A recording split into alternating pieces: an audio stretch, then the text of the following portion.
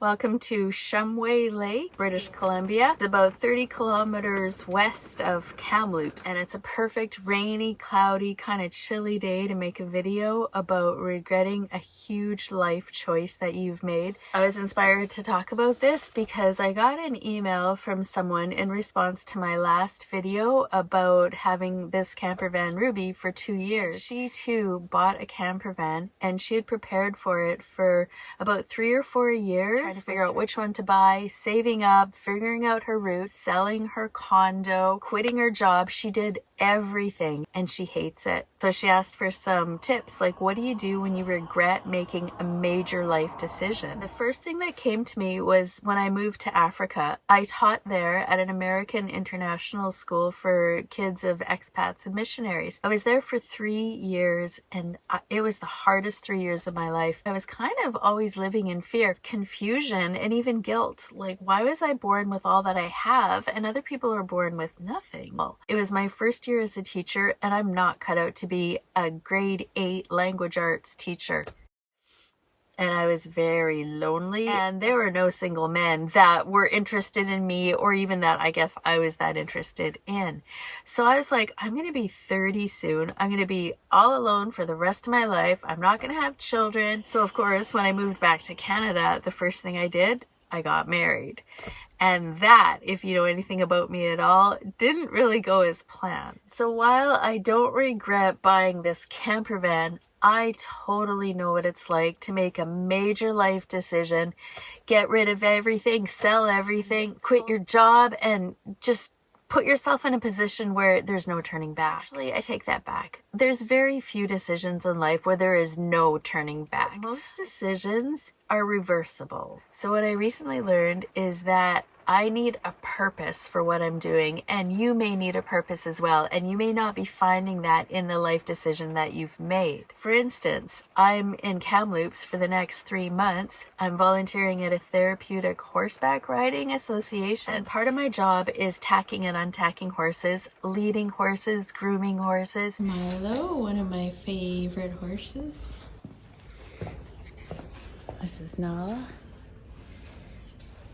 A little bit timid and shy around horses because they're huge and I don't know what I'm doing. Plus I'm a weakling. I'm only 5 feet tall. I'm less than 100 pounds. Carrying a saddle around is hard, but lifting it up is really, really, really hard. Milo is impatient at the best of times. He's 23. He's like the grumpy old man of the stables, and he just wants to get the saddle on. He's great in the arena with the riders, but he hates getting tacked up. He hates having the girth put on. This side first. You have to reach under, and then you have to do it really tight. I'm scared I'm gonna hurt him. So it's like I'm swaddling a baby. Yeah, I know. And he's this big 1,000-pound horse that doesn't need swaddling.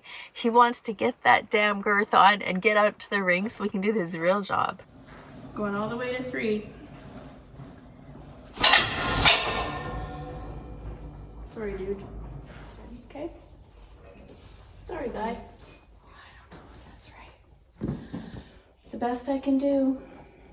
If you don't have a purpose or a challenge in your current situation, a challenge that you're motivated and that you really want to do, then it's going to be really hard to keep going.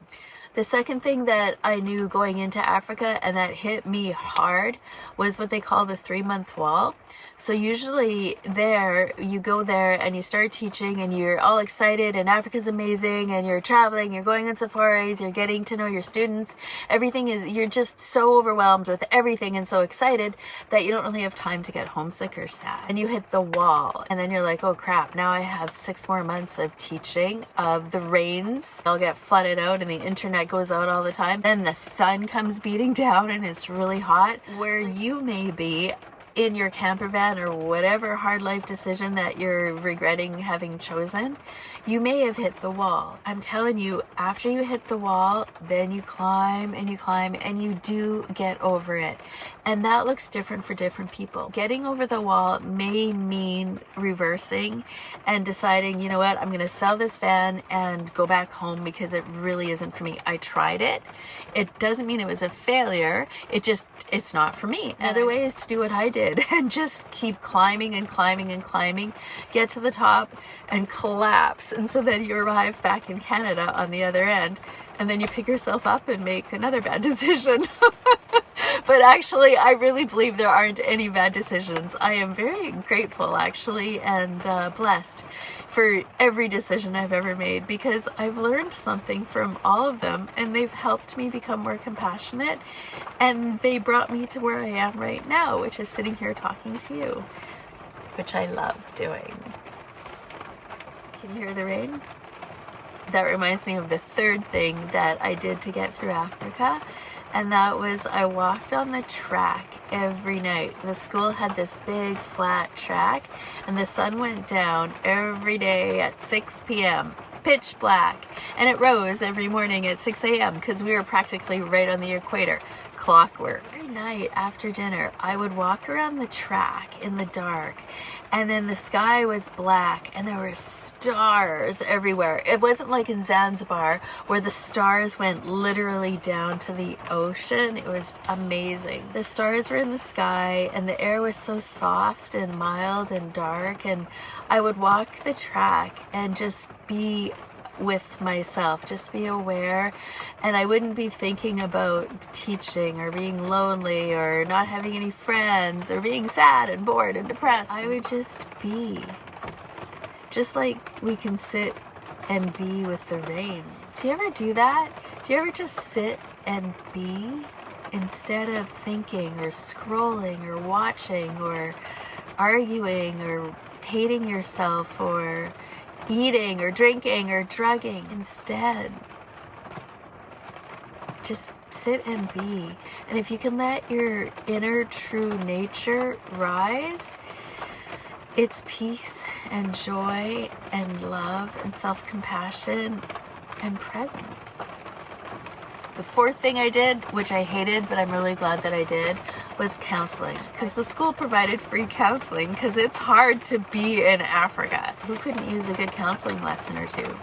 And that, again, I loved it for about a month, and then I started hating Nancy, my counselor, because she was challenging me and exposing, we went deeper and deeper, all these different layers. I didn't find the healing that I found just by being present in consciousness or awareness or God, but I learned a lot about psychology and about how the foster homes affected me, why my sister probably stopped talking to me, how to get past all that. I encourage you to look for these perks and options and opportunities that are keeping you going, or that will keep you going if you let them.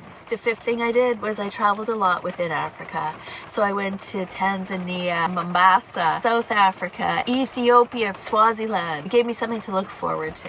The sixth thing I did was I went home every summer. So there was only 2 summers because it was 3 full years and then 2 summers in between. It helped me get through, even though it was really hard to go back to Africa. Now, who I am now, I would stay there for the whole 3 years and I would just travel within that area.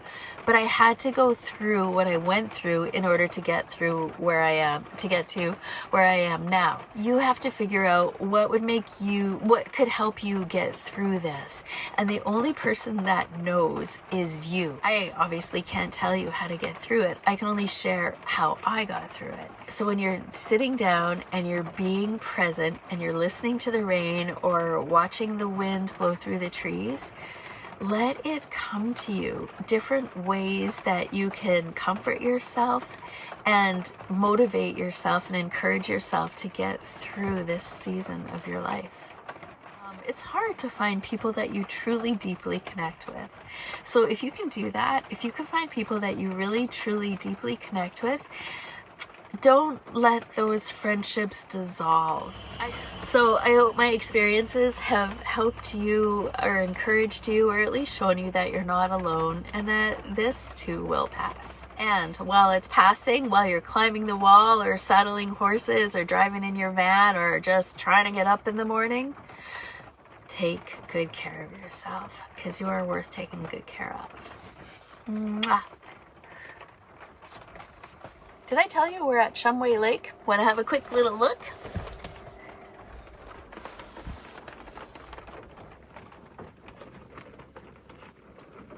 This is one of those days that a lot of people would regret being in a camper van. But luckily, Ruby has heat. It's kind of a quiet road, huh? Snack time. Oh, and then, you can't really see it, but over there, just on the other side of the lake, there's a ranch. And I've always wanted to stop there and see if they take volunteers, but it's always too rainy. Right, Bobby?